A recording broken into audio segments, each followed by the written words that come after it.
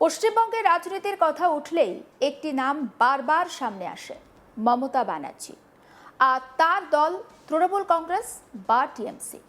দীর্ঘদিন ধরে রাজনৈতিক মহলে একটি ধারণা প্রায় প্রতিষ্ঠিত, এই রাজ্যে মমতা ব্যানার্জি এবং তার দলকে ক্ষমতা থেকে সরানো প্রায় অসম্ভব।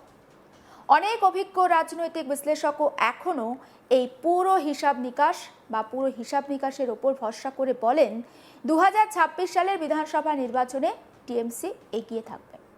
কিন্তু সংখ্যার দিক থেকে যদি একটু গভীরভাবে তাকানো যায় তাহলে ছবিটা একেবারে আলাদা। বাইরে থেকে যতটা একপাক্ষিক মনে হচ্ছে, বাস্তবের মাটি ঠিক ততটাই রূঢ়, ততটাই আলাদা। বরং ধীরে ধীরে একটা প্রতিদ্বন্দ্বিতামূলক রাজনৈতিক লড়াই রাজ্যে তৈরি হচ্ছে, আর সেই লড়াইয়ে বিজেপির অবস্থান শক্তিশালী হয়েছে। এখন প্রশ্ন হচ্ছে, এই পরিবর্তনের ইঙ্গিত কোথা থেকে আসছে? শুধুই কি সরকারের বিরুদ্ধে মানুষের অসন্তোষ, নাকি আরও গভীরে কিছু পরিবর্তন ঘটছে? প্রথমে আসা যাক অ্যান্টি ইনকামবেন্সি বা সরকার বিরোধী হওয়ার কথা। দীর্ঘদিন ক্ষমতায় থাকলে কোনো সরকারের বিরুদ্ধে কিছু না কিছু অসন্তোষ তৈরি হয়, আর এটা স্বাভাবিক। পশ্চিমবঙ্গ তার ব্যতিক্রম নয়। মুখ্যমন্ত্রী মমতা ব্যানার্জির বিরুদ্ধে মানুষের একটা বড় অংশের মধ্যে ক্ষোভ বাড়ছে, এটা এখন আর অস্বীকার করার জায়গা নেই। কিন্তু এই অসন্তোষই পুরো গল্প নয়। এর বাইরে আরও গুরুত্বপূর্ণ কিছু বিষয় রয়েছে, যা 2026 সালের নির্বাচনকে অনেকটা বেশি অনিশ্চিত আর উত্তেজনাপূর্ণ করে তুলেছে।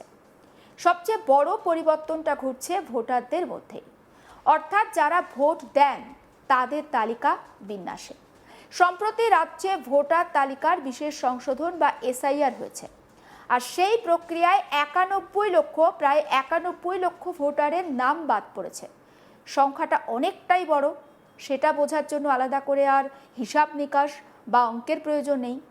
অনেক ছোট দেশের মতো জনসংখ্যার প্রায় সমান এই 91 লক্ষ ভোটারের নাম বাদ যাওয়া।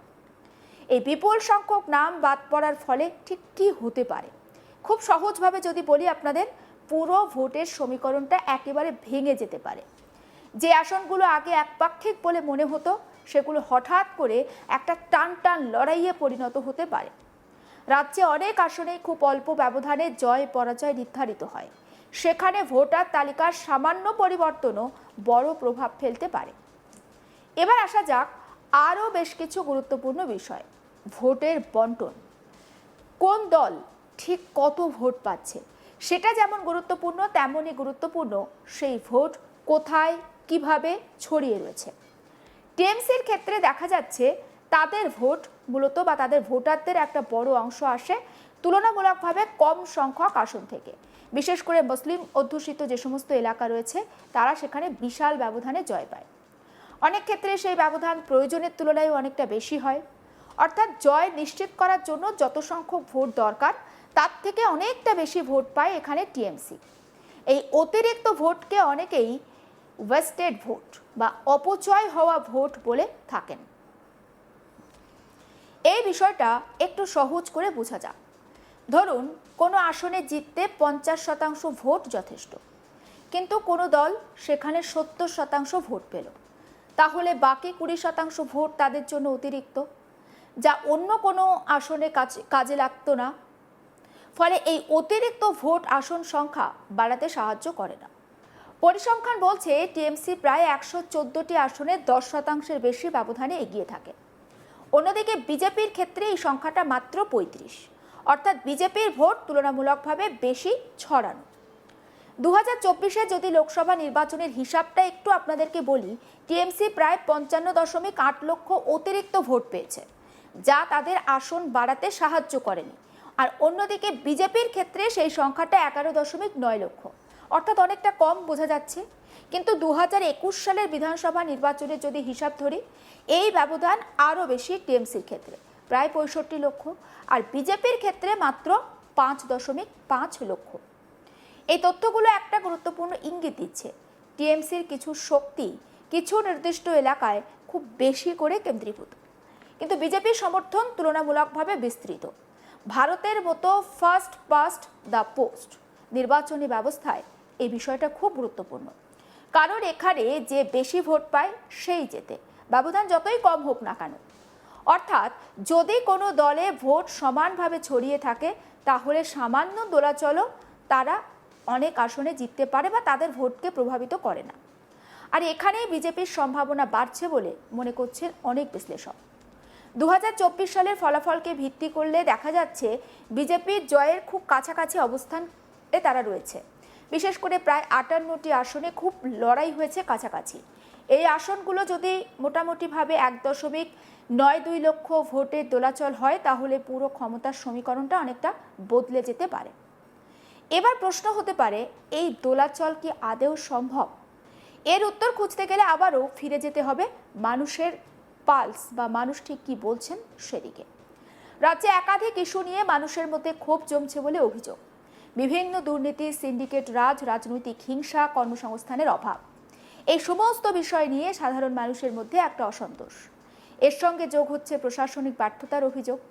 উদাহরণ হিসেবে বলা যায় 2011 থেকে 2024 সালের মধ্যে রাজনৈতিক হিংসার ঘটনায় রাজ্যে দেশের মধ্যে অন্যতম শীর্ষে রয়েছে বিভিন্ন রিপোর্টে সেটা দাবি করা হয়েছে। অর্থাৎ পশ্চিমবঙ্গ একেবারে ভোট পরবর্তী হিংসায় দেশের মধ্যে শীর্ষে, সেটা বিভিন্ন রিপোর্ট দাবি করছে।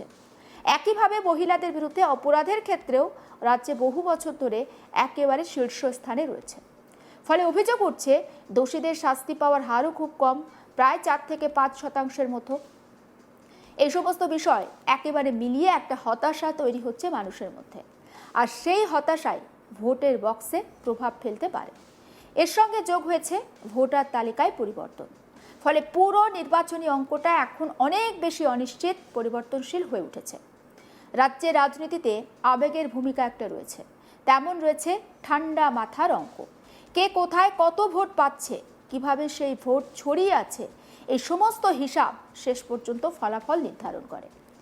এই মুহূর্তে সেই অঙ্ক ধীরে ধীরে বদলাচ্ছে, আর সেই পরিবর্তন এমন একদিকে যাচ্ছে যা 2026-এ বিজেপির জয়ের সম্ভাবনাকে উড়িয়ে দেওয়া যাচ্ছে না, বরং সেটাকে বাস্তবসম্মত সম্ভাবনা হিসাবে দেখা হচ্ছে। তবে এর মানে এই নয় টিএমসি দুর্বল হয়ে পড়েছে। এখনও তাদের একটি বড় ভোট ব্যাংক রয়েছে। বিশেষ করে সংখ্যালঘু ভোটের একটা বড় অংশ টিএমসির একটা রাজনৈতিক চাবিকাঠি বলা যেতে পারে, তাদের চালিকা শক্তি বলা যেতে পারে। অনেকে বলেন এই ভোট ব্যাংকই মমতা ব্যানার্জিকে নির্বাচনের শুরুতে একটা বড় সুবিধা দেয়। এর সঙ্গে যুক্ত রয়েছে ভয় বা ফিয়ার ফ্যাক্টরের কথা। অনেক ভোটার নাকি খোলাখুলি তাদের মত প্রকাশ করতে চান না, এমন অভিযোগও আছে। তবে এই সমস্ত কারণ মিলিয়ে এখনও অনেক বিশ্লেষক মনে করেন মমতা ব্যানার্জিকে হারানো অতটা সহজ নয়। কিন্তু শেষ কথা তো বলবে সংখ্যা, আর সেই সংখ্যাই এখন অন্য ইঙ্গিত দিচ্ছে। প্রচলিত ধারণা সবসময় সত্যি হয় না, বিশেষ করে যখন মাটির নিচে চুপিসারে পরিবর্তনের একটা হাওয়া বইতে শুরু করে। ফলে সব মিলিয়ে এটা বলা যায় 2026-এ রাজ্যের বিধানসভা ভোট হতে চলেছে একটা রোমাঞ্চকর ভোট। বাইরে থেকে যতটা একপাক্ষিক লড়াই মনে হচ্ছে, ভিতরে ভিতরে লড়াইটা ঠিক ততটাই জমে উঠেছে। ভোটারদের মন, ভোটের অঙ্ক আর রাজনৈতিক কৌশল, এই তিনের সমন্বয়েই নির্ধারিত হবে ফলাফল। তাই এখনই নিশ্চিত করে কিছু বলা কঠিন, তবে এটুকু বলা যায় এই লড়াইয়ের চমক থাকতে পারে, আর সে সম্ভাবনা উড়িয়ে দেওয়া যাচ্ছে না। রাজ্যের রাজনৈতিক ময়দান ক্রমশ গরম হচ্ছে, আর নজর এখন 2026-এর 4 মের দিকে। সমস্ত আপডেট পৌঁছে দিতে থাকবো প্রত্যেকটা মুহূর্তে আপনাদের কাছে। নজর রাখুন আজ তাক বাংলায়, সাবস্ক্রাইব করতে ভুলবেন না।